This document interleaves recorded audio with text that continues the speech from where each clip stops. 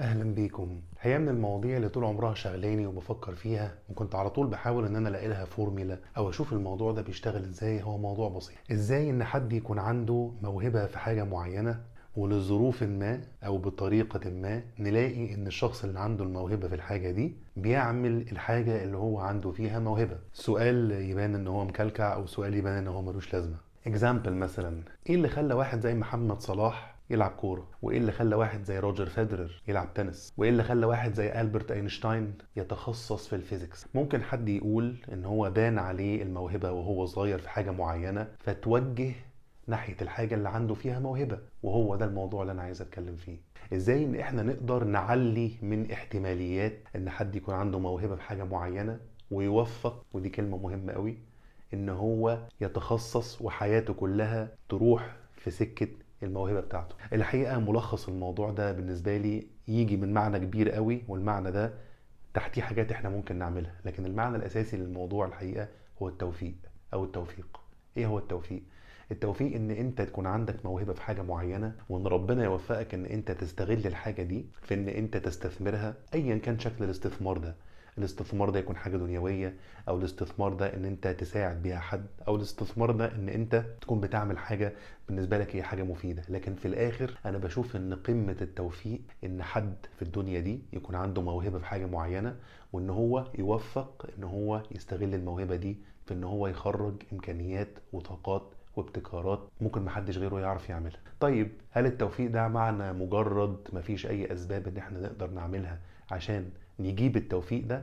الحقيقة هو ده موضوع الفيديو. في اسباب واضحة وصريحة وكتيرة قوي، لكن انا هتكلم على الحاجات الاساسية اللي ممكن ان هي تساعد على موضوع التوفيق. والحقيقة الاسباب اللي انا هتكلم فيها مش شرط تكون اهم الاسباب، ومش شرط تكون اكتر حاجة بتجيب التوفيق، لكن هي الاسباب اللي ممكن نقدر نشتغل بيها، واللي انا شايفها ان هي ممكن تساعد ان احنا نكتشف المواهب وان احنا نستغلها. من اهم عوامل التوفيق هو البداية المبكرة. اغلب الناس اللي بيكون عندهم مواهب وتالنتس وبيقدروا ان هم يستغلوها ويقدروا ان هم يعملوا بيها حاجات كبيرة قوي في الدنيا دي، عادة بتكون المواهب دي اكتشفت بدري وهم صغيرين. بتلاقي ان اللي بدأ يلعب رياضة بدأ يلعبها في سن مبكرة جدا، وبتلاقي ان اللي اكتشف حبه للماثيماتكس والحسابات اكتشفها في سن مبكرة.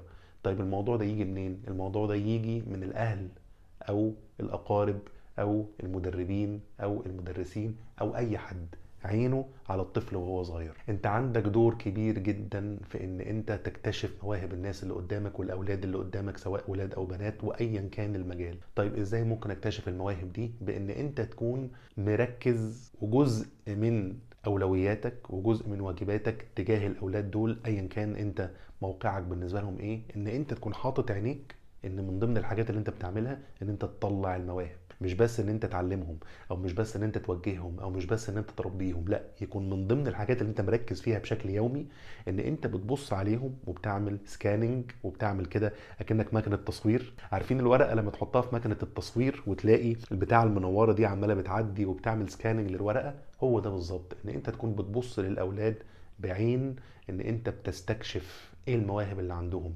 وبتعمل سكاننج للمواهب اللي عندهم. وكل ما تلاقي حاجة مش تقليدية والولد بيعمل حاجة ممكن ينبني عليها حاجة استثنائية، تاخد نوت بيها بذهنك وتكتبها وتقول دي حاجة ممكن ينبني عليها موهبة للولد ده ان هو يتألق فيها لما يكبر. طب ايه الحاجة التانية من اسباب التوفيق؟ ان انت توفر للولد سبل ان هو يساعد نفسه في ان هو يكتشف الموهبة دي. طب انت اكتشفت مثلا ان ولد بيحب الماث، بيحب الحسابات، ازاي ممكن تساعده في ان هو يتوفق ان هو يستغل الموضوع ده؟ ان انت تبتدي تديله فرص، ان انت تبتدي تديله حاجات ليها علاقه بالماث، وذر العاب او تاسكس او هوم وركس او ايا كان، وتبتدي تشوف رد فعله. هل هو فعلا بيأدي اداء مختلف عن باقي زمايله؟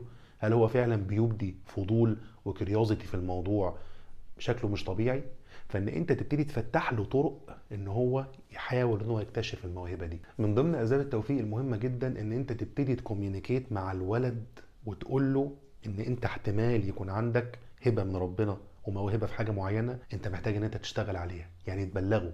لو انت شايف مثلا ان هو متميز في ان هو ممكن يطلع لعيب شطرنج كبير، تبتدي تقول له على فكره انا شايف ان انت ممكن يطلع منك لعيب شطرنج كبير، وان انت ممكن يطلع منك حاجه في الموضوع ده، ومحتاجين ان احنا نستكشف الطريق مع بعض، محتاجين ان احنا نكسبلور ونشوف هل الموضوع مضمون. لا، هل الموضوع لازم يطلع صح؟ خالص، لكن انت بتستكشف وبتشركه معاك في رحلة الاستكشاف دي. ومن ضمن الاسباب المهمة جدا في موضوع التوفيق ان انت تزرع في الولد قدامك فكرة وعقلية والمايند سيت بتاعت ان انت ممكن تتعلم اي حاجة. لو احنا شايفين دلوقتي ان انت عندك مؤهلات ومقومات ومبادئ توفيق في موضوع معين، تزرع فيه ان حتى لو انت مش شايفه دلوقتي، لكن احنا كده شايفين بوادر مبشرة بالخير ان انت ممكن توصل في يوم من الايام، وان الحلم ممكن يكبر، وان بالتركيز والتوفيق والثقة ان انت ممكن توصل ان انت تبقى حاجة كبيرة واستثنائية في الموضوع ده. هي موضوع التوفيق موضوع كبير، وانا متأكد ان الاسباب اللي قلتها في اسباب اهم منها بكتير،